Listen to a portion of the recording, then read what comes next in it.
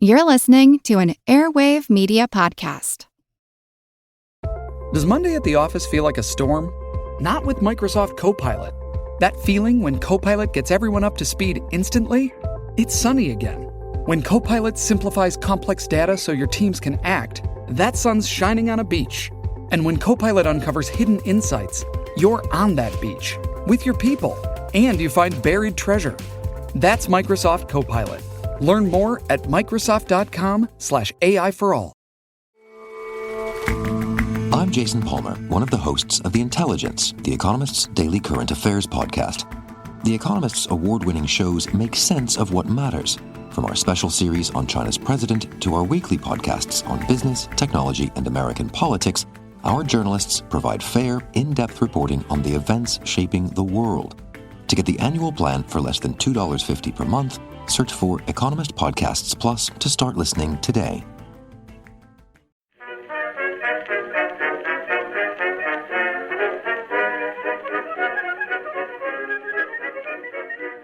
Hello everyone and welcome to History of the Second World War, Episode 47, The Spanish Civil War, Part 12, Disaster on the Ebro. This week I would like to remind everybody that coming up on April 24th is the Intelligent Speech Conference, where over 40 excellent creators, including myself, will be presenting a whole list of excellent talks on a variety of topics. I will be participating in a panel on the Spanish Civil War and giving a solo talk on the fantastic voyage of the Czech Legion. You can go to intelligentspeechconference.com/shop and use the code GREAT, that's GREAT, to get 10% off your registration. I also realized that I've not mentioned them in quite a while, but if you enjoy the show, please considering reviewing the show on iTunes or on your preferred platform of choice if it allows reviews. In the algorithmic world in which we live, reviews are an important way to help more people find the show, and I'd be very grateful if you could do so. And with that, back to the history. After the disaster that was the Battle of Teruel, the Republican government and military found itself in an impossible situation. The military and economic situation was becoming more and more precarious by the day, and so there was once again discussion of doing something to manufacture a shift in the situation that might prompt Franco to be more open to any form of negotiations. To do this, they knew they would have to have a military success, and hopefully one that would greatly shift the balance of forces in their favor, which they would attempt to manufacture at the Battle of Ebro, the Ebro being a river in northeastern Spain. This would result in the final major Republican offensive of the war, and in terms of men involved, the length of the fighting and the resources committed, it would be the largest battle of the war. It would run from July 25, 1938 to the middle of November, and it would result in more than 50,000 casualties. In reality, it never had any chance of the kind of success that the Republican leaders were hoping for. Franco was by this point in the conflict simply in too good of a position to be interested in any form of negotiation, and the nationalist military forces were far too strong to be dealt the kind of decisive blow that would have been necessary to change his mindset. This military strength came primarily from the fact that the nationalist forces were in a far better position, in terms of manpower, materiel, morale, and territory, to be able to withstand the kind of attrition that had become a feature of Spanish Civil War battles. They could sacrifice a lot of territory and men if they had to, and still come out on the other side in a better position. The Republic would have needed to rattle off a string of military victories in quick succession, and as rapidly became apparent, even one victory was beyond their capabilities. Before the Republic could launch the attack across the Ebro, they once again had to continue to ensure that they maintained political control of the territory that they did still have in their possession. This meant a continued reduction in the power of anarchist groups that had been so essential to the war effort in Catalonia during the earlier years of the war. The national government, still led by Negrin, had moved to Barcelona, and with this move, the suppression of any movements towards Catalonian autonomy were increased. There were several reasons for this. The influence of the communist leaders and their ideological contrast with the anarchists was certainly a part of it. However, there were also many political groups within the Republican government that were just as against any kind of regional autonomy for other reasons as well. There were many groups that favored strong central control, and they were assisted by the Servicio de Investigación Militar, or the SIM, which were the internal security forces used by the government. There is no real number on how many prisoners were taken by the SIM during this period, ostensibly to protect the Republic from agents of the enemy, but their presence was certainly felt by the local population. Speaking of those local populations, while fear of the nationalist victory was still an important motivating factor, by this time the Republican forces were often seen as an army of occupation, not of liberation. Often they did not agree with what the local people agreed with in terms of politics or many other things. This drop in the trust of the local government coincided with what was becoming an economic disaster. What was left of the Republican zone of control was soon under the influence of hyperinflation, making life incredibly difficult for those who lived in the Republican zone. At the same time, they were being asked and at times forced into greater sacrifices for the war effort, both in their work and in the form of conscription into the army. All of these problems together created a general atmosphere of distrust between the various remaining political groups and even among the people towards their government, at a time when the greatest possible asset would have been a strong sense of unity. This rising distrust did not end on the borders of Republican Spain. It also extended out into all of the nations where Republican officials were trying to purchase additional supplies and weapons to continue the fight. There had always been a markup on goods that were sent to Spain from two primary areas where they were purchased, which was France and Russia. It often required bribes and, special understandings to get the required signatures for export licenses, especially for anything that could be construed as a weapon. Even with all of this work, there were many cases of supplies that were purchased and they simply would not arrive in Spain, either because they were intercepted en route or they were never sent, even though payment was received.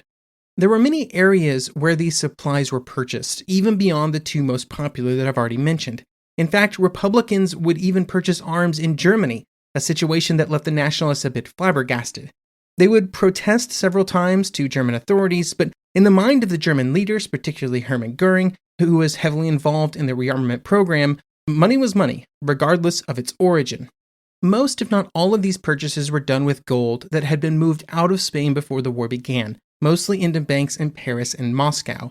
However, by the beginning of 1938, the stockpiles of gold were beginning to run low, leaving the Republicans without any currency to continue their purchases.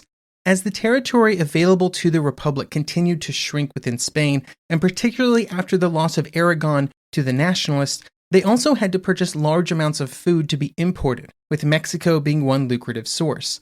These food purchases further strained the funds available, making it even more difficult to buy the items required to continue the war. The nationalists never really had to worry about any of this. They were able to capture and control some of the best agricultural areas right from the start, and their supplies abroad did not demand immediate payment for purchases and were instead mollified with promises of future payment in Spanish raw materials. This financial line of credit became more secure as it became more and more clear that the nationalists were going to win, removing any real possibility of that payment not eventually being received. Not all developments were bad for the Republic, though. In March, the socialist Prime Minister Leon Blum would once again come to power in France, which would cause Negrin to fly to Paris on March 12th to try and gain French military support at what had become a critical moment. These meetings occurred in the shadow of the Anschluss, in which Nazi Germany had taken control of Austria, a move that had caused no small amount of concern in Paris. The French were still not willing to commit any actual troops to Spain, though, even though Negrin had arrived in Paris hoping to secure 5 French divisions and 150 aircraft. Instead, all that could be arranged was that the French border would once again be opened for weapons shipments. These had been held up for months on the border, and 831 trains worth of goods, including over 19,000 tons of weapons and ammunition, would make their way into Spain. While these supplies were welcome, they did not completely tip any balance of power in Spain. At most, they simply made the Republican supply shortage slightly less acute. Turning now to the military situation. In our last episode, we ended with the nationalist attack having reached the Mediterranean coast in the aftermath of the Battle of Teruel. There were 2 paths that Franco and the nationalists could have taken at this junction. The first was to attack south into the Levant, which was the path that Franco preferred, but which was not the path that most of his staff wanted to take. They would have preferred to instead attack north, straight into Catalonia, but Franco was concerned about attacking north for 2 reasons. The first was a concern that, with recent shipments of weapons from France, the troops in Catalonia would be a tough nut to crack. The second was that the French might react too negatively and violently if the nationalists made a successful attack that appeared to be approaching their southern borders. What Franco did not know, or possibly discounted, was that the Republican position in early April was very poor, this being before the bulk of the goods transferred from France were able to be used.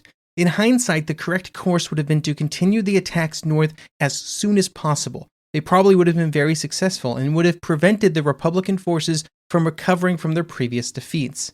General Rojo, the Republican commander, was even hoping that Franco might attack south, so that his troops in the north could recover and prepare to maybe even launch their own attack south to try and cut off the newly created nationalist corridor. In the end, Franco's opinion would rule the day, and on April 25th, just over a week after they first reached the sea, nationalist troops would begin pushing south. The attacks along the coast moving south would prove to be far more challenging than originally anticipated. This was due to many reasons. The first was that the Republican forces had been able to throw together some pretty strong defenses in many areas and were generally helped by the terrain in many areas, especially that away from the coastline.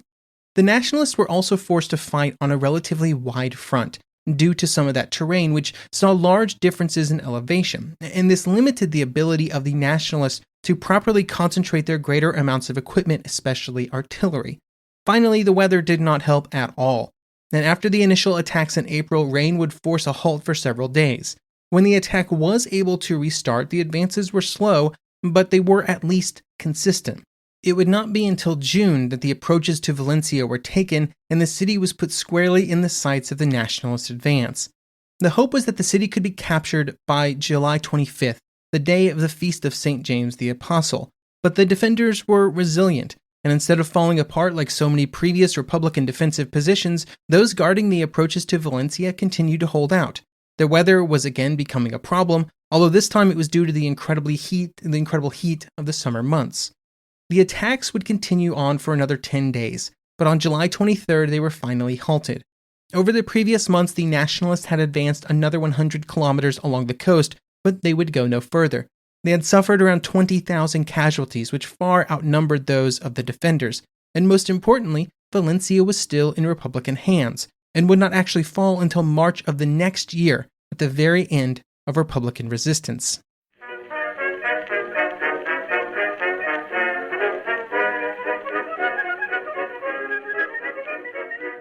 Some of us love history. Others used to or never did because history was presented as nothing but the rote memorization of names, dates, and facts. Basically, the story got left out, and that made history kind of suck. My name is Greg Jackson. I'm a university professor with a PhD in history, and bringing history to life is my passion. That's why I created my podcast, History That Doesn't Suck.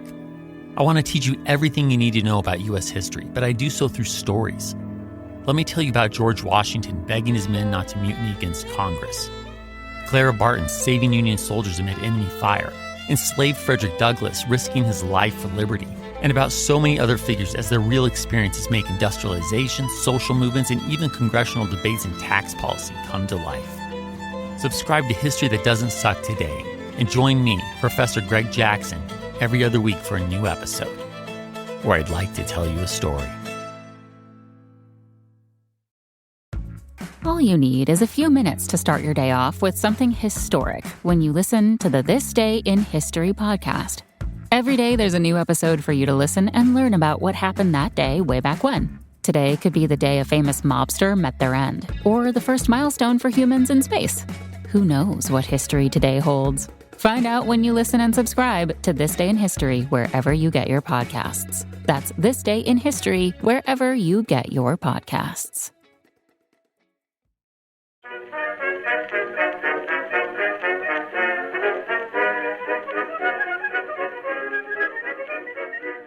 While the Nationalists were attacking along the coast, the next Republican attack, which would eventually become known as the Battle of the Ebro, and which would be the last major Republican offensive of the war, was in the planning stages.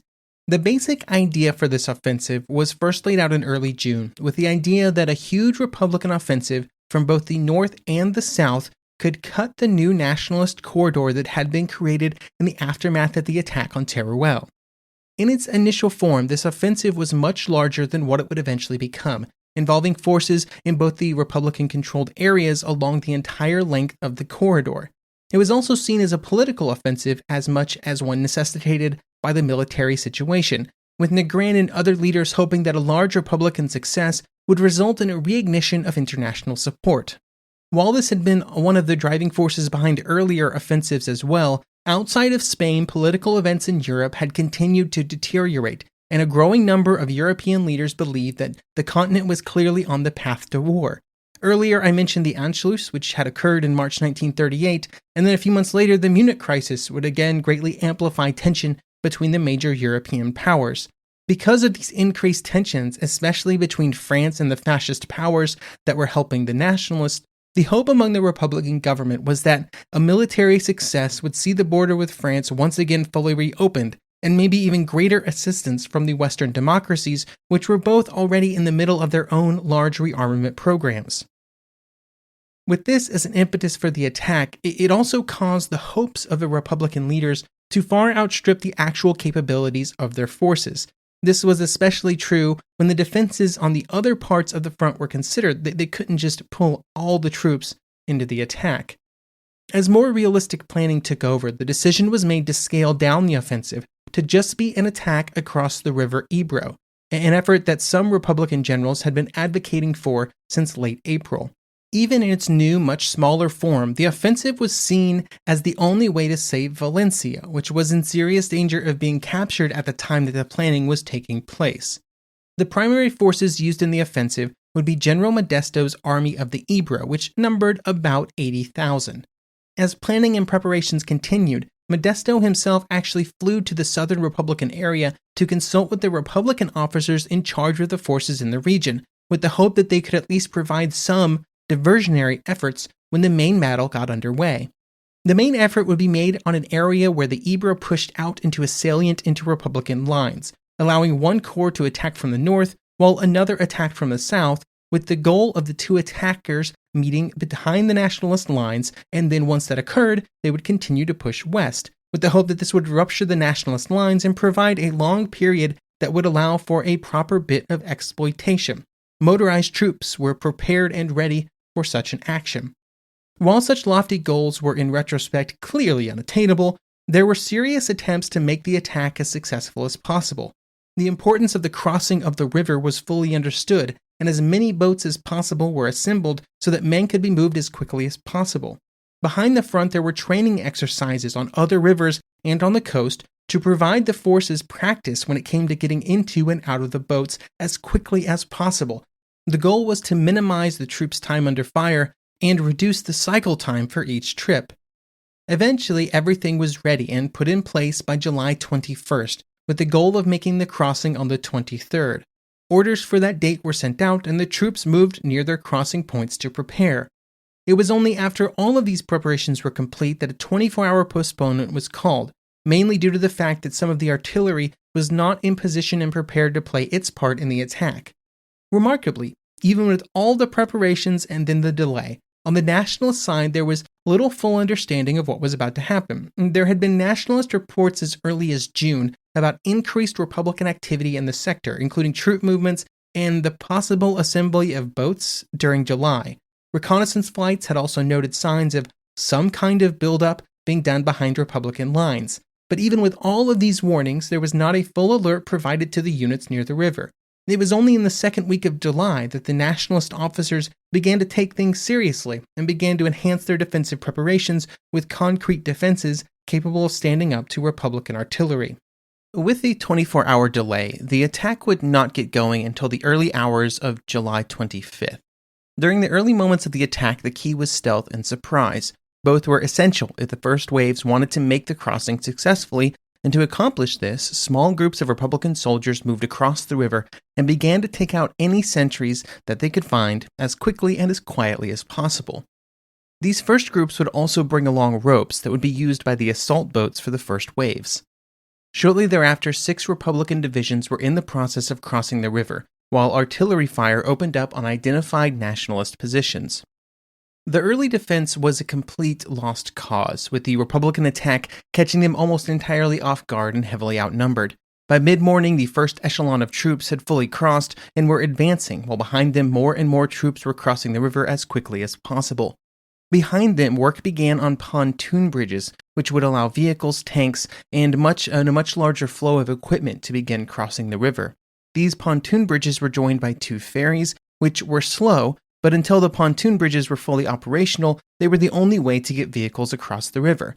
The hope was that all of these methods of crossing would soon be replaced by wooden and iron bridges that were already under construction just hours after the attack began, and by the end of the first day, 2 of these more sturdy bridges would be complete. In around 24 hours, the amount of territory seized was about 800 square kilometers, which was certainly nothing to scoff at, and along with this territory, they had captured thousands of nationalist prisoners. The early hours of the attack were the moment when the Republican units were the most vulnerable, but the nationalist defense was in complete chaos. News of the attack quickly filtered back through the chain of command. Franco himself would learn of it within just hours, but there was little firm information and even less that could be done about it immediately. Back at their headquarters, the nationalist reaction was the same as it had been for every Republican attack, an instant concentration of resources to first contain it and then to drive it back. Franco rejected out of hand any suggestion of allowing the Republicans to keep the territory that they had gained. This meant that very quickly, air attacks began to hit the crossing points across the river, which did cause some damage to the bridges. It also caused havoc among the massive traffic jams that had developed on the eastern side of the river as vehicles waited to cross.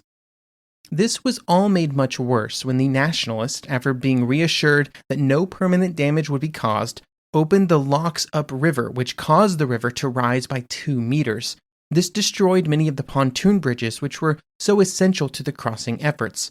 Even with these efforts to stem the tide at the crossings, though, little could be done about the men and vehicles that had already made it across, and it would take far more time to arrange for ground forces to move into the area to begin to push them back. The Republican attacks would continue, but throughout July 26th and into the 27th, there was a growing problem.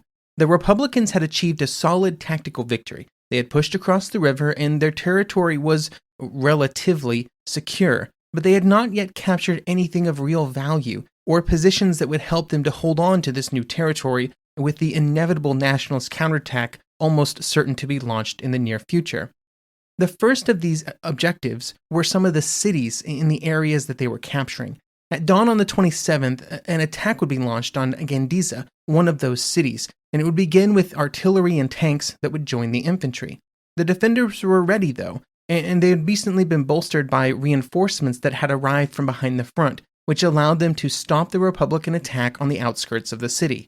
At the same time, on other areas of the front, similar scenarios were taking place, where the nationalist reinforcements were beginning to arrive, not in numbers large enough to launch counterattacks, but enough to begin to slow the Republican advance, generally at areas like cities and villages that were so important to the overall structure of the coming Republican defense. They essentially had to capture them if they wanted the offensive to continue or to be able to defend from the counterattack.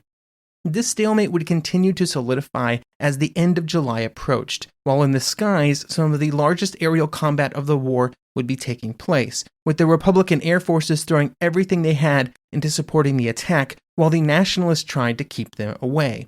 On August 1st, the Army of the Ebro officially shifted to the defensive, having lost about 12,000 men. What they had captured was an area of little strategic value, which had been largely destroyed by their own attacking efforts.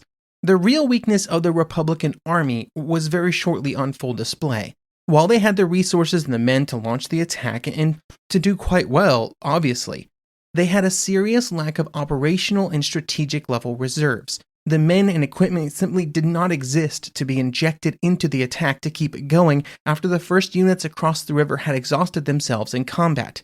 They had attacked into an area that demanded large advances if there was any hope of achieving a greater and more permanent victory, and they had not met those goals.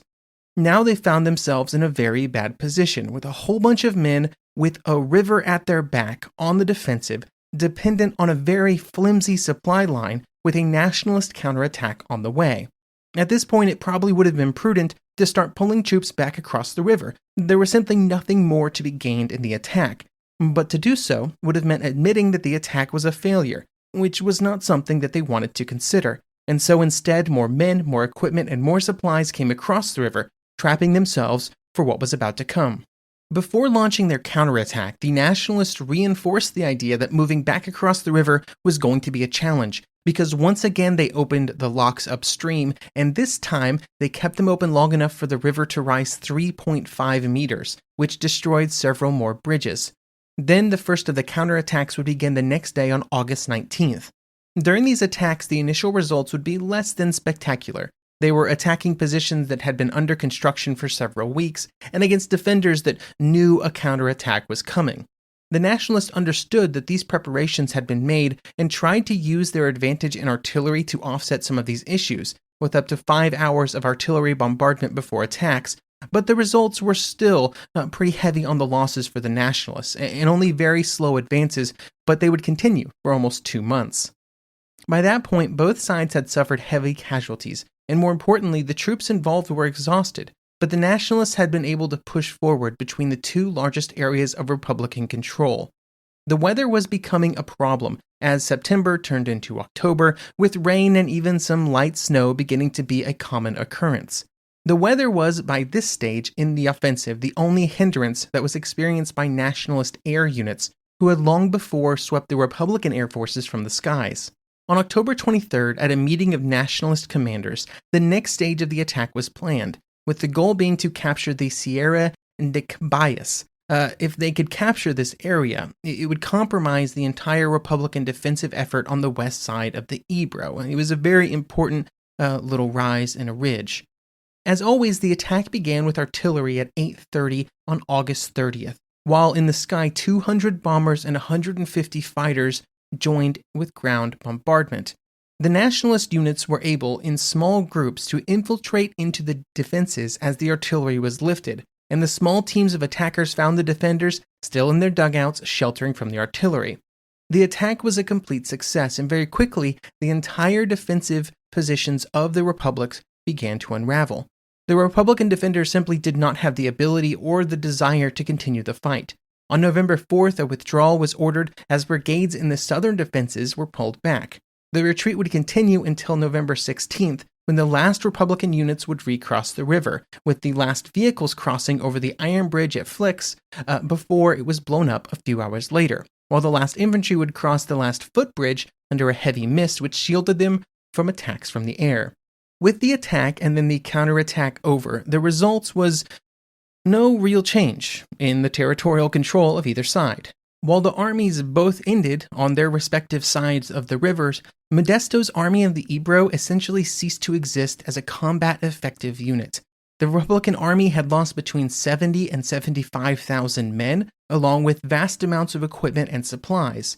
The Nationalists had lost around 60,000, but they were in a much better position to replace those losses.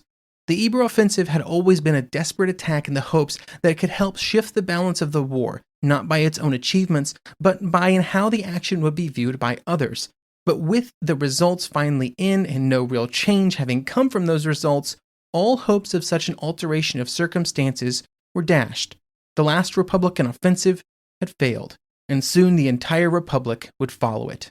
The final months of the Republic will be our topic for our next episode, the next to last in the Spanish Civil War series. I hope you will join me, and thank you for listening.